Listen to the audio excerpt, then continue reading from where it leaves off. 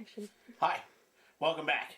We've now gone through and actually filed off the edges of our armor. As you can see, I've got all the pieces now. They're all set, ready to go. They're ready for the next step, which is forming them, or actually using the heat gun to form them. Just want to show you kind of close up here. You can kind of see now that the edges are nice and beveled off. They look very nice and clean. That's what you want. You want to make sure they're nice and clean. You know, there'll be some rough things, but you know, as you paint it, some of that rough edging will come off too. So we want to get it as clean as possible, and I got it as clean as I can. I know it's kind of hard to see with the black armor, but you at least get the idea of what we're doing. Now, the only piece of armor that you're not going to worry about when you're forming your armor is this piece, because this one doesn't need to be shaped at all. It's perfect the way it is. The diamond always stays exactly like it is. But the other pieces are going to need to be shaped. To do that, you need one of these. This is called a heat gun. I use the Wagner heat gun. I've had this thing for years, and it's yet to actually blow out on me. You usually use these for wallpapering. Basically, you take a wallpaper off by heating it up and then pulling off the wall. That's actually where you can usually find it in your Home Depot or Lowe's departments. Is usually with like the wallpapering and painting section. So what I do is I take my heat gun and I turn it on. And I place it on tabletop because that gives me more ability to actually play around with the actual heat gun itself. I'll let it warm up a little bit. Now it's going to get pretty warm, so you got to get used to that idea that it's going to be warm. Some people put gloves on to do this. You can if you want. I don't do that only because I like to be able to feel what I'm doing. But I'm going to heat this up. Now it might take a little bit because you are heating up some plastic here, and you just kind of run it across the actual heat coming out of the heat gun, if you can kind of see what I'm doing here. So all I'm doing is kind of heating up the plastic. Now at some point it'll become what I call pliable. It'll get really loose. You see how it's still rigid right now? At some point as I heat this up, it won't be rigid anymore. Now it takes a little bit of time sometimes. You really have to get it in close too. Be careful with your fingers, don't actually touch the heat gun. That metal part right there gets really hot. So I continue heating this up. See, it's starting to become pliable. I can bend it a little bit now. And if there's certain sections you need to work on in particular, you can heat just that section. See, now it's really starting to become pliable. See, I can actually bend it a little. Okay, so now I'm actually able to start playing around with it.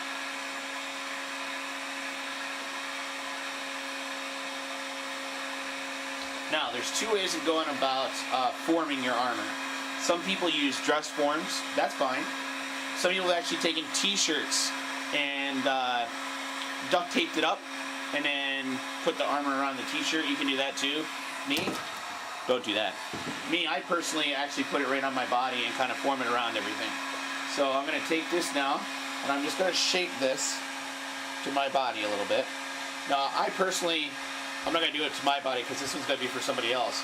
But basically you want to make sure it's got a nice little curvature to it. Something almost like so. Because nobody's body is perfectly flat. So you want to make sure that it's going to fit across their chest. So you want to have like a bevel to it. Okay, I might need to heat this up a couple more times to make sure we can keep that bevel. Now the brilliance of the heat gun though is it stays hot. It'll heat things up quickly. And then once I'm done, I let it cool off. And once it cools, it'll stay whatever shape I formed it into. So there's my beveled version. Okay, so I've heated it up. I've beveled it. I'll let that sit. It'll stay that shape now.